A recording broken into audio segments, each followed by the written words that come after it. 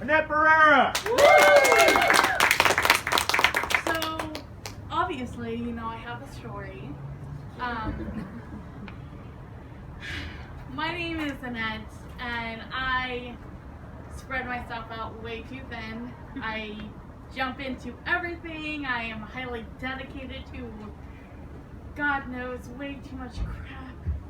And, I have to keep in mind that I'm a tad bit broken. So let's start with that story, because it's quite a joy. I was struck by a drunk driver when I was 18 while I was crossing the street. I was hit at 45 miles an hour, wow. So obviously I can take a hit better than you can. So with that, I don't usually take buses because it's a lot of people and my PTSD goes haywire off of that. But I take this paratransit service for disabled people in Los Angeles County called Access. And now this is a ride that'll take you anywhere you want to go, door to door, for $275 or $350 a ride. It's fantastic. It is a rideshare program, so I have to ride along with people, and usually I'm in the car for 1 to 2 hours no matter where I'm going. I could go down the street and it could take a lifelong journey. And I've had enough of those, so you get it. But I want to tell you a story about a kiss. Do you want to hear it? Yeah. Okay. So I was going to college at Mount San Antonio College in Walnut, and I live in Southgate. So taking this Access paratransit, I was on a bus. I was in a van for usually about 3.5 hours, going forward and backwards. And so I had to learn how to write papers on a bus. Your writing becomes so much straighter when your car is like jumping up and down. You really have to concentrate on it, and that level of concentration was something I really enjoyed. So I have to take this bus on this van ride 3.5 hours, and usually this transportation service is incredibly late. But usually they're just about 30 minutes to an hour late. And so, consistent,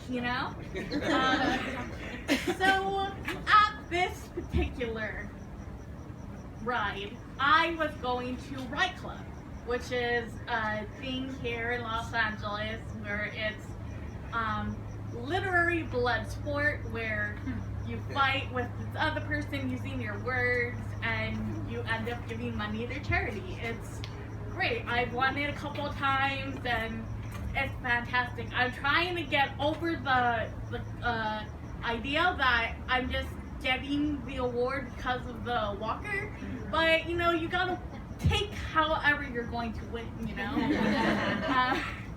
So this ride is like 2 hours late, and this is in Walnut, so I think that night it was about 50 degrees, and don't give me crap, it's California, it's fucking cold.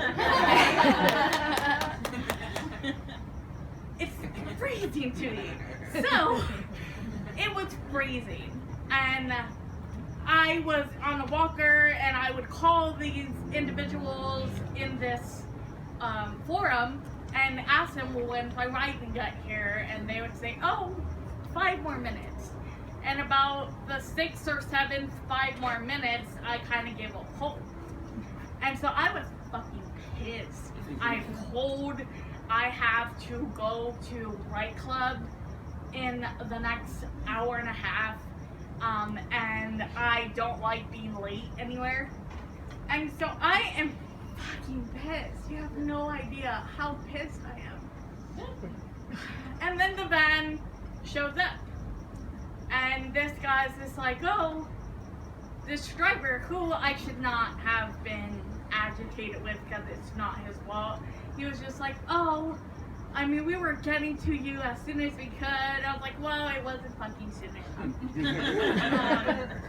And so I get onto this van, and I'm automatically annoyed again because there is this big guy sitting in the back, and he has an amp and another amp and all this other music equipment with them, and I'm like, what the fuck?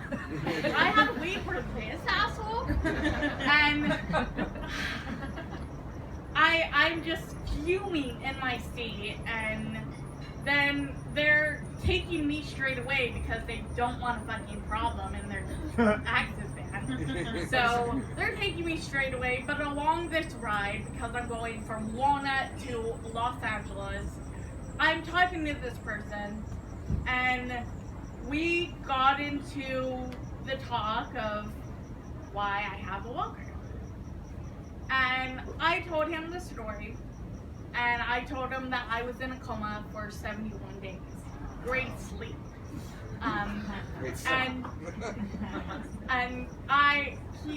He is just like, wow, 71 days?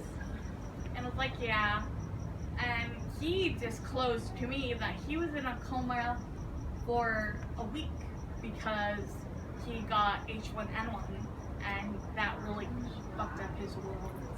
And we were reminiscing on these coma stories, and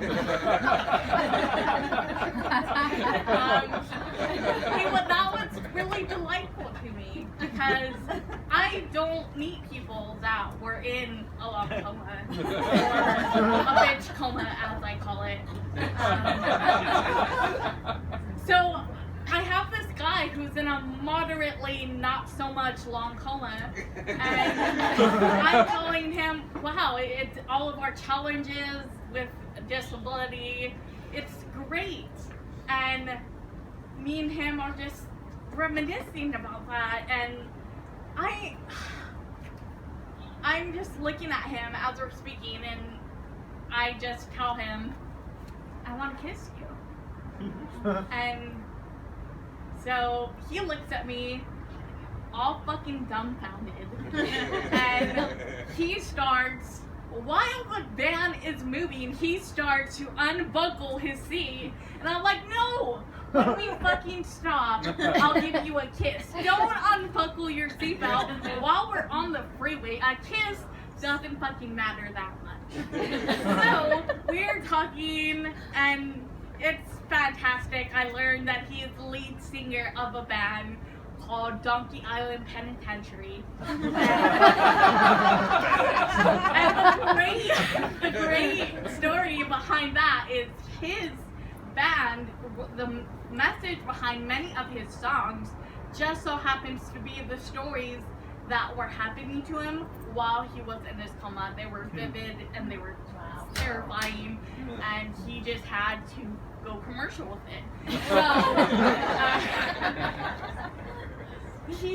it's a punk rock, blues punk band, and it's fucking amazing. I love it, and I have so many of his shirts, and it was great. And so we get to where my destination is, and I give him a kiss, and then I go off to do my thing, and then the day was not so fucking bad.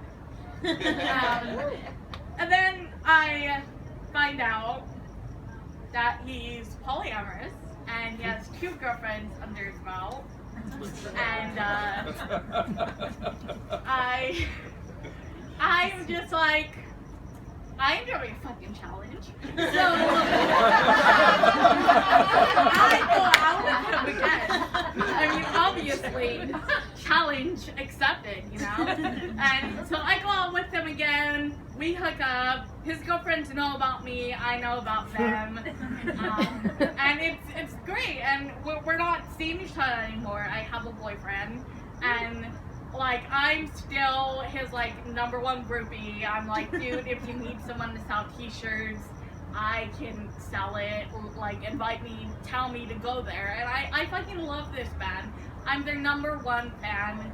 And any show that they have, Dave makes sure that I get free drinks and make sure that I know I have the best seat because we have such a connection.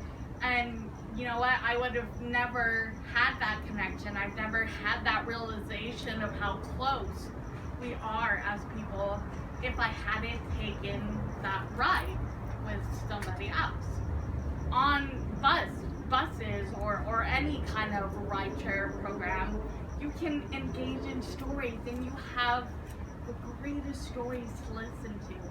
People are fucking interesting. And it doesn't have to be just the chick in a wheelchair. It could be anybody. We all have stories to tell, and I want to hear them, and I enjoy them, and this is why I fucking come here. So, thank you for listening to my handicap ladder, and thank you. Bye.